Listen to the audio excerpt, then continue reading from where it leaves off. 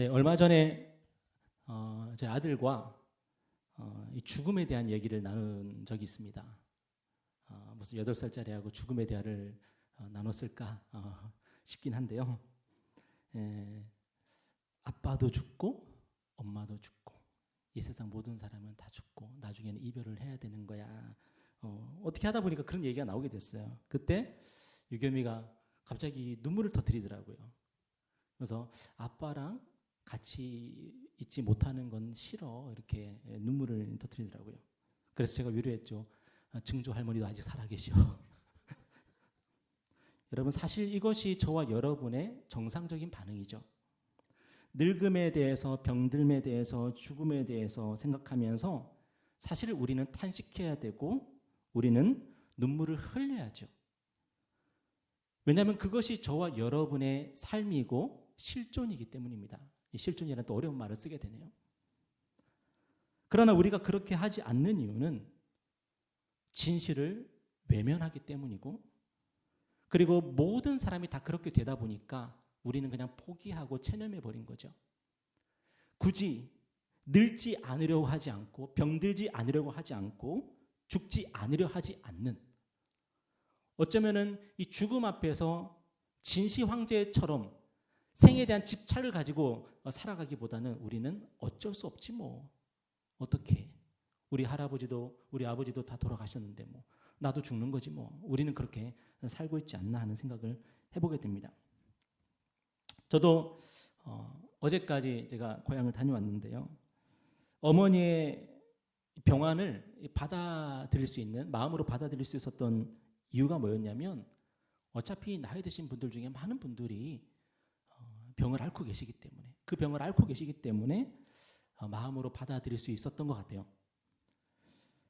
그렇지만 드라마 결말이 비극으로 끝나면은 우리는 어떻게 하죠? 분노합니다. 마지막에 주인공이 죽거나 아니면은 망하거나, 그리고 드라마 1화부터 15화까지 뭔가 이룰 것처럼 하다가 16화가 딱 되었는데 갑자기 모든 게 다 물거품으로 끝나고, 아니면은 알고 봤더니 꿈이었다, 이렇게 되어버리면은 너무 허무하죠. 그래서 우리는 드라마 작가를 원망하고 연출자를 비난하고 그렇게 하지 않습니까? 그런데 왜 우리는 드라마보다 더 중요한, 비교할 수 없이 중요한 우리의 삶에 대해서는 우리는 그렇게 분노하지 않죠? 우리의 삶이 마지막에 결국은 늙게 되고 병들게 되고 죽게 되는데, 우리는 그 드라마의 주인공인데 우리는 그렇게 처리가 될 건데 우리는 왜 분노하지 않죠? 왜 슬퍼하지 않죠?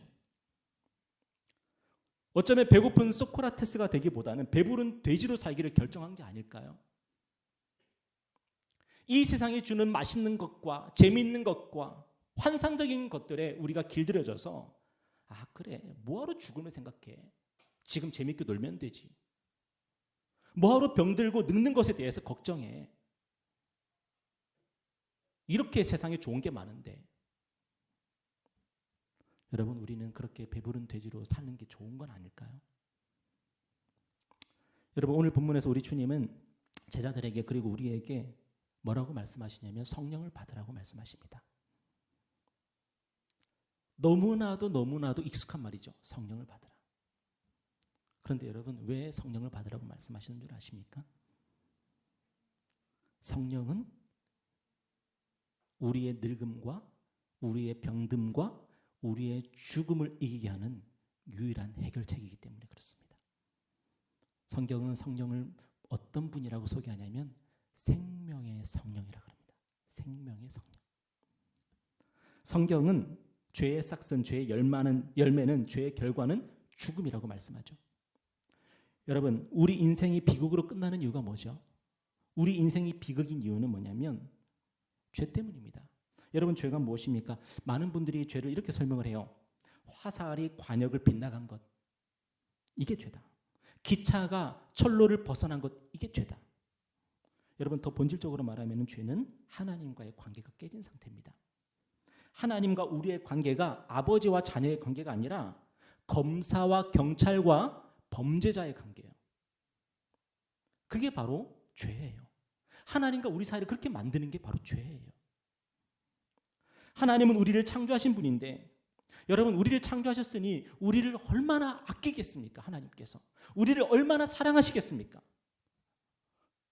얼마 전까지 이케아가 막 뜨지 않았었습니까? 요즘은 어떤지 모르겠지만.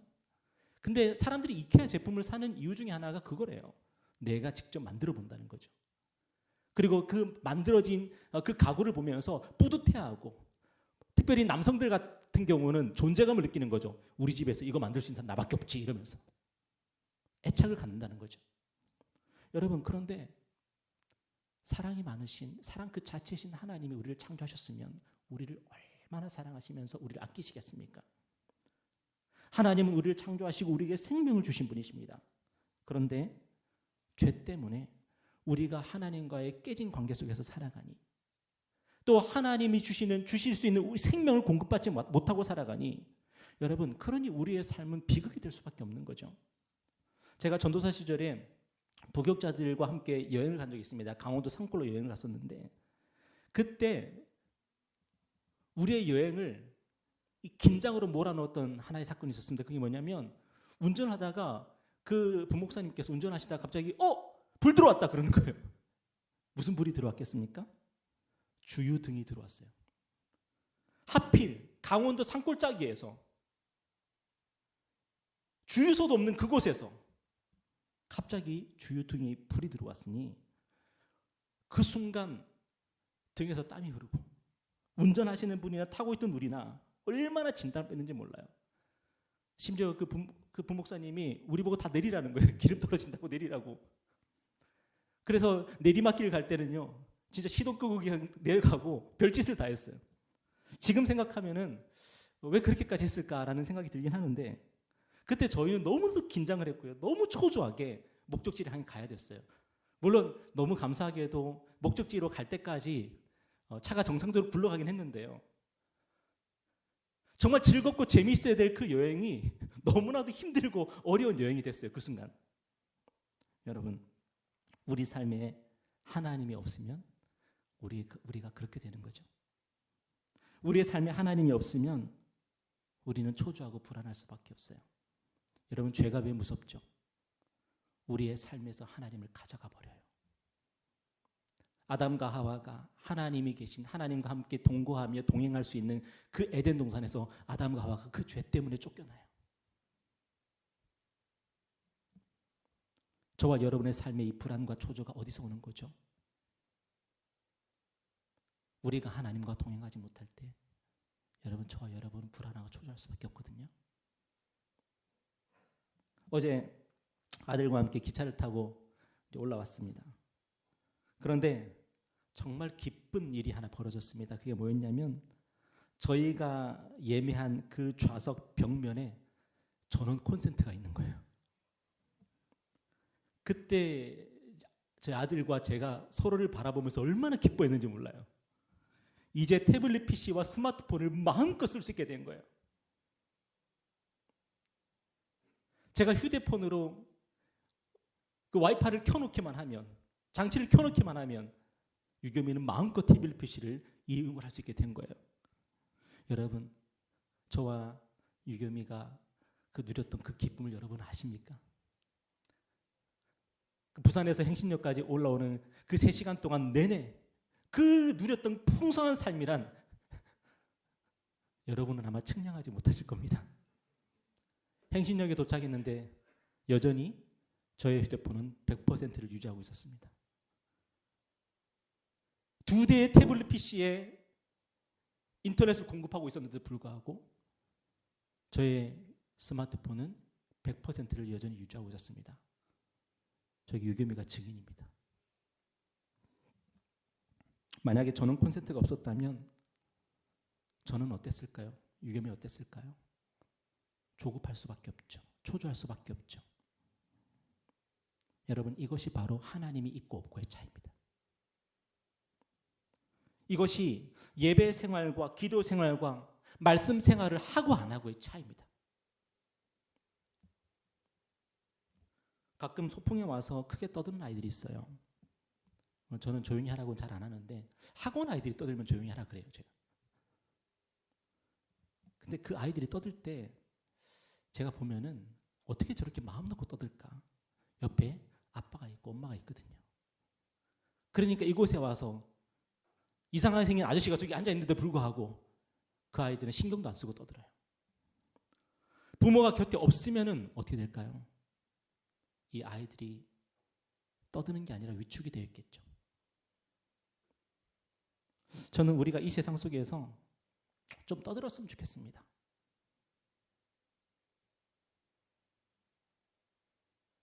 하나님이 나와 함께 하시니까. 천만인이 나를 둘러치라 할지라도 나는 두렵지 아니하리로다. 하나님이 함께 있어서 세상 속에서 마음 놓고 좀 떠들 수 있는 그런 담대함이 우리 속에 있었으면 좋겠습니다. 여러분, 우리를 하나님과 동행하게 하고 우리의 삶을 하나님으로 충만하게 하는 것이 무엇입니까? 바로 이 예배 아니에요?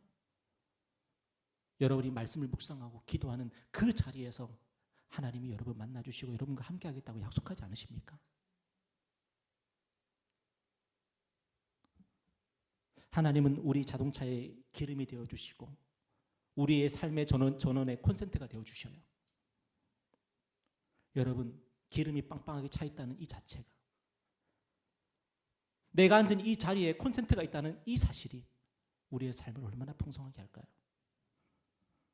하나님은 우리를 창조하신 분이고 우리에게 날마다 생명의 능력으로 불어넣어 주시는 그런 분이십니다. 그런데 모든 인간이 죄를 지어서 하나님의 영광에 이르지를 못해요.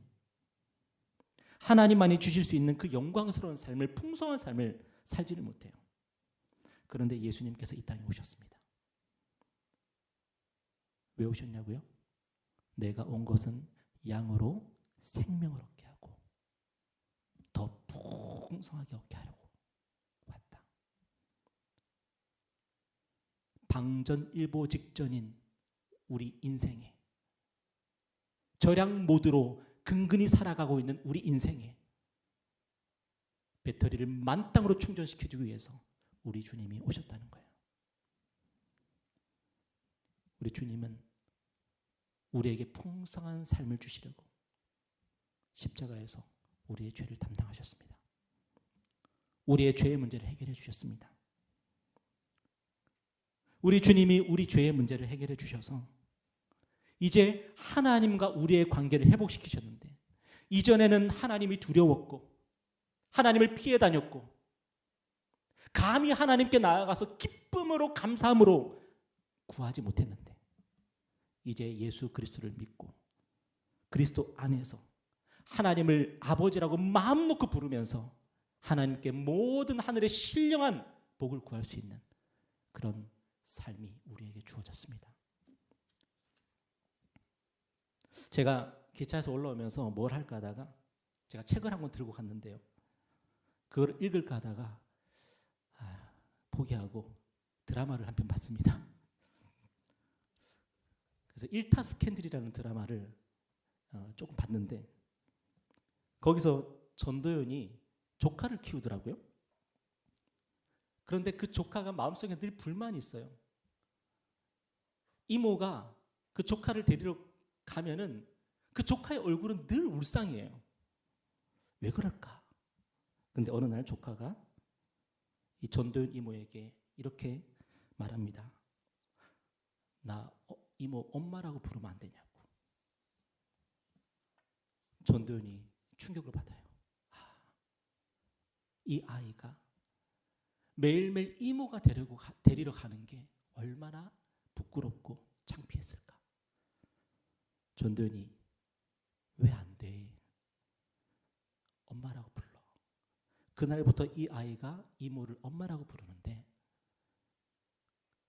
그 다음 날부터 유치원에서의 표정이 바뀌어요. 이모가 이 아이를 데리러 가면 엄마 하면서 확 안겨요. 여러분, 하나님이 우리에게 하나님을 아버지라 부르래요. 우리를 하나님의 아들, 딸로 삼아주셨어요. 여러분, 우리의 마음속에는 내가 이렇게 죄가 많고 내가 이렇게 연약하고 내가 이렇게 참 실망스러운 그런 모습으로 살아가는데 나는 하나님을 아버지라 불러도 될까? 그런데 우리 예수님이 뭐라고 말씀하세요? 왜 안 돼? 왜 안 돼? 내가 너를 위해서 십자가에서 죽었는데 하나님의 독생자가 우리를 위해서 십자가에서 모든 죄의 짐을 담당하셨는데 왜 하나님을 아버지라 부르지 못해? 하나님이 그거 하시려고 예수님 보내주신 거 아니에요. 예수님이 우리에게 하나님을 아버지라 부르게 만들기 위해서 십자가에서 죽임을 당하신 거 아니에요.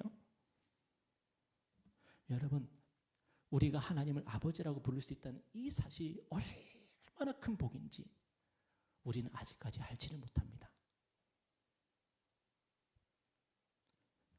그래서 오늘 본문에서 우리 주님이 제자들에게 그리고 우리에게 뭐라고 명령하세요? 성령을 받으라고 명령하세요. 성령을 받으라. 하나님과의 교제 속에서 살아가고 하나님을 아버지라 부르면서 살아가고 하나님을 자동차의 기름으로 전원 콘센트로 삼으며 살아가라고 우리에게 그렇게 명령하시는 거예요. 지금처럼 바보처럼 살지 말고 바보같이 살지 말고 하나님을 좀 아버지라 부르면서 하나님한테 와라 안기면서 살아라. 내가 너희들을 위해서 죽었으니 그리고 다시 살아났으니 이제는 아무 걱정하지 말고 하나님께 모든 좋은 것을 구하며 살아라. 이게 뭐예요? 성령을 받으라요.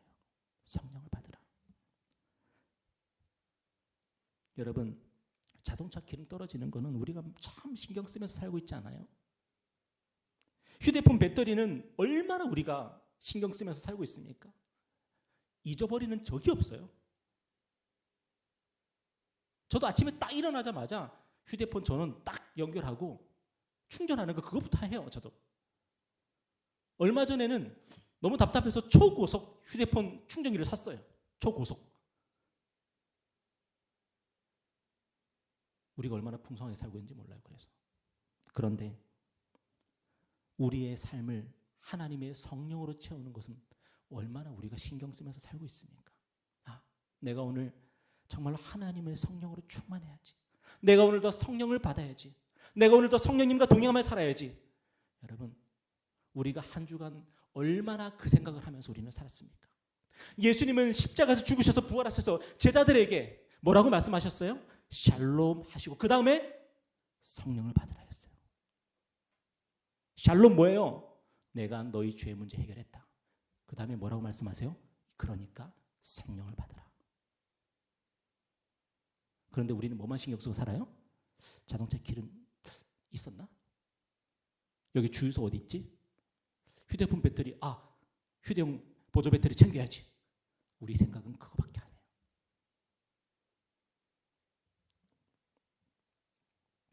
사람들은 이 세상 자원을 가지고 초조와 불안을 해결하려고 합니다. 이 세상의 것을 내가 손에 넣으면 이 초조함이 사라지겠지. 내가 세상에서 더 좋은 지위를 얻게 되고 내가 더 높은 자리에 올라가게 되면 이 불안이 사라지겠지. 근데 제가 일타 스캔들을 보니까요. 그 드라마 주인공이 일타 강사가요. 늘 초조와 불안 속에서 살아가요. 세상의 자원이 우리의 초조함과 불안함을 해결해 주지 못한답니다. 그리고 그것들의 가장 큰 문제는 뭐냐면 그게 공짜가 아니라는 거예요. 이 세상의 모든 자원은 공짜가 아닙니다. 그래서 우리는 두 가지를 해야 되는데 한 가지는 뭐냐면 열심히 돈을 벌어야 돼요.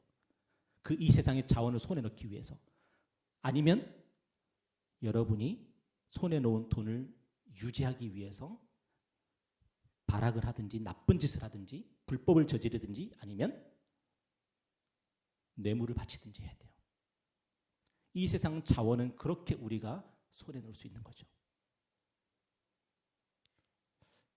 제가 청년 시절에 세상에서 기독교 기업이라고 참 유명했던 그룹이 있었습니다. 아주 대형 그룹이었는데 그 그룹에 속해 있는 가게들은 꼭 이렇게 써놨어요. 주일에는 쉽니다. 그런데 그 기업이 나중에 무엇으로 유명해졌냐면 노동자들을 탄압하는 걸로 유명해졌어요. 그렇게 일을 많이 시키고 그렇게 월급을 안 주고 그렇게 노조를 탄압하는 그런 걸로 나중에 유명해졌거든요. 여러분, 이 세상의 자원은 그게 아니면은 손에 넣을 방법이 없어요. 물론 여러분 성실하게 일하고 성실하게 매일매일 살아가면 어느 정도 우리 손에 쥐어지겠죠. 하지만 여러분 세상을 한번 돌아보십시오. 성실하지 않아도 사기치고 온갖 교묘한 수단과 방법을 동원해서 살아가는 사람들이 세상의 자원을 손에 더 많이 넣더라고요. 이 세상의 자원이 그런 거 아닙니까? 본질적으로. 그런데 하나님은 우리에게 공짜로 성령님을 주십니다. 하나님은 공짜입니다. 성령님은 공짜입니다. 왜냐하면 예수님께서 자신의 생명값을 이미 지불하셨기 때문에, 예수님께서 피값을 지불하셨기 때문에 우리에게 성령을 공짜로 주실 수 있게 된 거예요. 우리가 예수를 구주로 믿고 주님을 마음으로 영접해서 주님의 이름으로 구하기만 하면 하나님께서 얼마든지 우리에게 공기처럼 우리에게 성령님을 주시겠다고 약속하시는 겁니다. 그래서 예수님이 그 갈릴리의 비천한 동네에서 태어난 그 제자들에게 뭐라고 말씀하실 수 있었냐면 성령을 받으라고 말씀하실 수 있었던 거예요. 그 아무것도 아니었던 사람들에게. 오늘 23절에 보니까 우리 주님이 이렇게 말씀하시죠. 다 같이 읽어볼까요? 시작. 너희가 누구의 죄든지 사하면 사하여질 것이요 누구의 죄든지 그대로 두면 그대로 있으리라. 여러분 죄가 무엇입니까? 이 세상을 자원으로 삼으며 살아가는 게 죄예요. 하나님이 아니라 다른 것을 의지하며 살아가는 게 죄고, 하나님이 아니라 다른 것이 나를 만족하게 할 거라고 믿으며 살아가는 게 죄예요.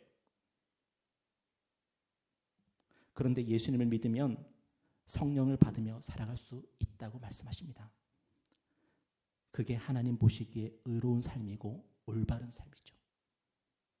여러분이 아무리 성실하게 살아도 그 성실함이 이 세상의 자원을 얻기 위한 성실함이라면 그건 하나님 앞에 죄입니다.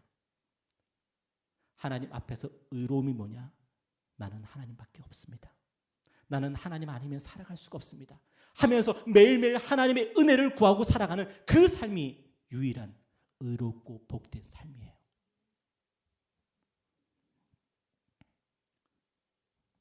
이 세상 모든 사람은 이 사실을 잘 알지 못하기 때문에 이 세상의 자원을 손에 넣으려고 안간힘을 쓰면서 살아갑니다. 그래서 하나님 앞에서 죄를 짓고 살아갈 수밖에 없는 거죠. 그러나 우리가 예수 그리스도의 복음을 전하면 그 복음을 듣고 믿는 사람들은 그 죄에서 돌이킬 수 있다는 거예요. 그리고 생명의 성령의 능력으로 살아갈 수 있다는 거예요. 사람들이 그것으로 구원을 받는 거죠. 오늘 우리에게 필요한 것은 바로 이 복음 아닐까요? 무엇으로 우리의 늙음과 우리의 병듦과 우리의 죽음, 이 마수에서 무엇으로 벗어나겠습니까? 그것들과 싸우는 것을 포기하고 타협하면서 여러분 그렇게 살아가시겠습니까? 포기하면서 체념하면서 그래 늙는 건 어쩔 수 없지, 병드는 건 어쩔 수 없지, 죽는 건 어쩔 수 없지. 여러분 그렇게 살아가시겠습니까? 이게 뭐예요? 이런 삶이 뭐예요? 공중 권세 잡은 마귀의 종으로 살아가는 거죠. 그런데 하나님의 종은, 예수 그리스도의 종은 어떻게 살아갑니까? 성령을 받으라. 성령을 받으라. 그 생명의 성령을 받아서 생명의 성령으로 호흡하면서 살아가는 거죠.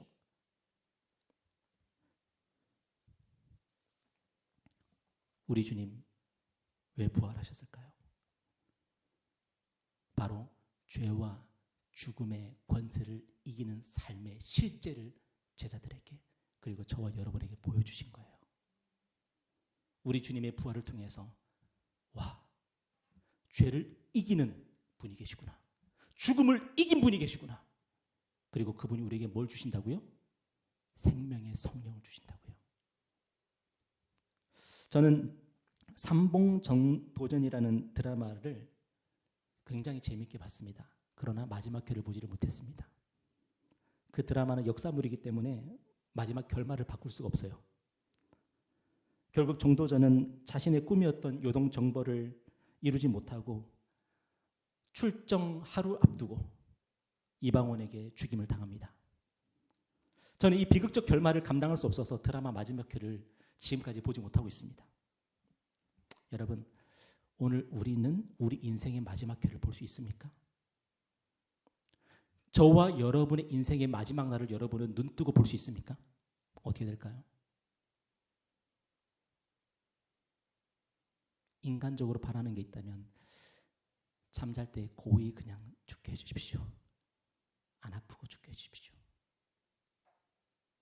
근데 이 세상에 많은 사람들이 물론 그렇게 죽기도 하지만 사고를 당해서 피를 철철 흘리면서 죽기도 하고 산소호흡기를 끼고 죽기도 하고 심장 충격기를 당하면서 죽기도 하고 이 세상의 죽음은 참 다양하죠. 여러분, 저와 여러분의 인생의 마지막 회는 뭐가 될까요? 희극일까요? 비극일까요? 그런데요, 삼일째 하나님의 제2위 성자 하나님이시고 하나님의 아들이시며 하나님의 말씀이시며 하나님의 형상이시며 이 세상에 오셔서 우리 대신 하나님의 법에 순종하셨고 하나님을 사랑하셨고 아무 죄도 없으시면서 우리 죄를 대속하기 위해서 십자가에서 죽임을 당하시고 능력으로 부활 승천하셔서 하나님의 오른편에 앉으셔서 우리의 주가 되시고 우리의 그리스도가 되신 예수를 믿는 자는 인생의 마지막 회를 웃으면서 보게 될 것입니다.